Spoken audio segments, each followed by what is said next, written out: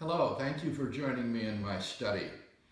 As I continue to study the role of sacrifice and the atonement in the Old Testament, it is indispensable to take account of the work of the Jewish scholar Jacob Milgrom. Milgrom is the author of a massive multi-volume commentary on the book of Leviticus. And in this commentary, he emphasizes so strongly the role of the sacrifices in purging the tabernacle and the altar and its other sacred objects of impurity that one might get the impression that this is all the sacrifices do. In fact, I've seen other commentators trivialize the role of the sacrifices in removing moral guilt and sin in favor of them simply purging the tabernacle and its objects of ritual impurity. But reducing the function of the sacrifices to simply cleansing objects, I think, is both implausible and doesn't do justice to the biblical text itself. Purging mere objects of impurity would leave the people themselves morally guilty and sinful, and therefore would fail to address the root of the problem. It would be treating the symptom without treating the disease.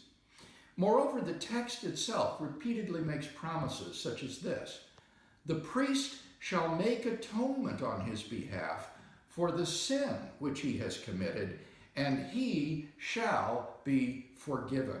Leviticus 5:10. The word translated here to make atonement, kippur in the Hebrew, has a range of meanings: to purge, to ransom, to expiate. But I think what's significant here is the result. The person's sins are forgiven. The ritual sacrifice has removed his guilt. And so Milgrom himself advises, and I quote, "Although the cult concentrates heavily on the purging of sanctuary impurity, it too recognizes that the ultimate source of impurity is human sin. Sin must therefore be expiated. The continual purging and reconsecration of the altar," says Milgrom, "points to the singular function of the altar. It is the medium of God's salvific expiation of the sins of Israel. Therefore, not only does it have to be purged of Israel's sins, it must be a fit instrument for effecting expiation for Israel when sacrifices are offered upon it." He says, "For the complete annulment of sin, for the assurance of divine forgiveness, sacrificial expiation, kippur, is always required." Kippur, then, in its most abstract sense, comes to mean to atone or to expiate.